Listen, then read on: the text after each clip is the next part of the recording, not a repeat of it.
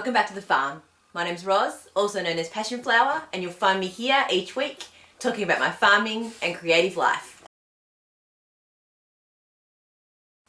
I hope you're doing well. It's been a weird couple of weeks and I just wanted to quickly fill you in on what that has meant for me. The routine that I have during my week and on the weekends has pretty much not changed at all, except for the fact that when I go over for my breakfast in the morning, the family is in getting their breakfast and getting ready to work from home or to do school from home. Everything else is pretty much the same, except that it feels weird that you can't just leave the house if you want to. And I know you are all experiencing this. And I don't normally leave the house that often, but now it's just the thought that I really shouldn't or can't. I went to do the grocery shopping earlier this week and I hadn't left the house for, I think it was 8 or 9 days, and it felt really, really strange.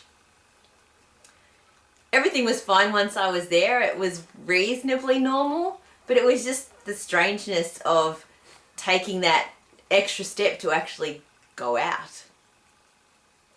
I'm glad I did, because the paint that I had ordered last week had arrived at the post office, so I was able to pick that up. Really quick delivery, so I'm really pleased with that, and now I have my 3 tins of paint and I can continue to paint the rest of the chairs, the table, and then maybe move on to those older pieces of furniture that I've shared earlier. After our escaping cows from last week, we got to fixing the driveway fence. We put in the posts and we tightened the wires, so that's all done now. We also ran the hot wire around the perimeter of the paddock, so that paddock is now completely done, which is really exciting. I shared starting that project back in episode 42, so it has been a little while, but that is mostly just working on it on weekends and not even every weekend. So I think we've done really quite well. So what projects do we move on to next? Because there's always new projects on the farm. We've decided to focus on doing a new fence through our stock run area. It's a really raggedy old fence and we've been propping it up, and it's got bits of temporary hot wire and all sorts of things going on with it. So that is the next bit that we are going to tackle, and that will lead into then doing new fencing around the shed as well. So that should be a fairly simple project, especially compared to the big paddock that we've just done. We're obviously much better at fencing now than when we started that project, so we should have the system pretty much down and be able to get it knocked out maybe over Easter. We've also decided that for the vegetable garden that we are going to put up by the shed, we're going to use pallets and make them into planter boxes, so they're a little high off the ground, and so that we don't have to dig down into the soil too much where the shed is, because a lot of that was paddock and was quite stamped down by horses and cows and things like that. So rather than try and get that soil up to a good enough level, we're going to make boxes and put fresh, proper garden soil in there, and then start to put our own manure and compost into that to then further make the soil work for us.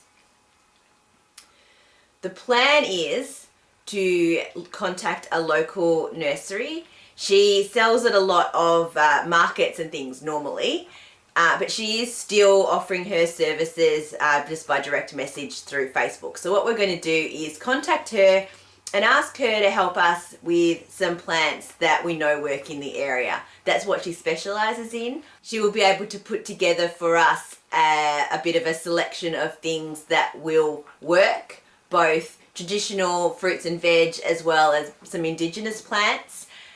We want to do vegetables in the boxes, and then around the boxes do ground covers and shrubs and things that will cover the ground, and so we don't have to mow too much or weed, and also to attract bees and butterflies and birds so that the garden will germinate and be a really productive space.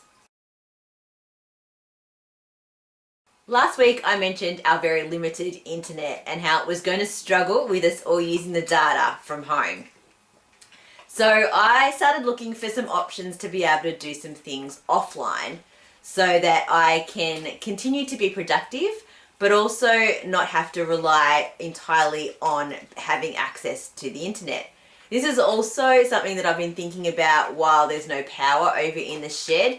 So we don't have any internet set up over there right now, so that I can go sit at my desk, do some work, and can then come back and connect over at the house when I need to.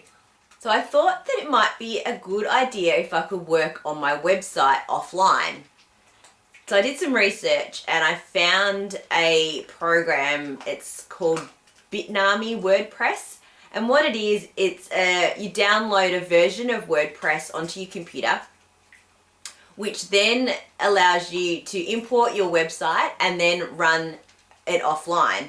If you need to do any plugin updates or add a new plugin, you do need to go back online and upload that. But then you can just continue to work on your site offline, which has been quite good. So I'm starting to brainstorm how I can update my website, make improvements, and then also sort of work towards what my business model is going to be once the shed is complete, once all these restrictions are lifted, and build my website to that point so that hopefully when everything settles down...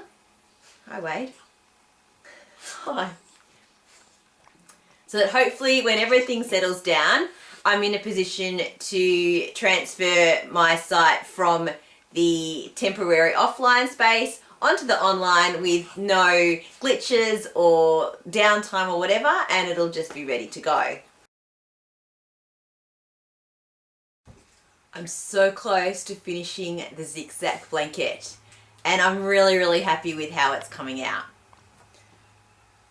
Here it is here. And it's worked up to quite a good size, and once I block it, I think it'll be a perfect baby blanket size. I have this tiny little piece of green left, and when that's finished, that will be the end of my knitting on it.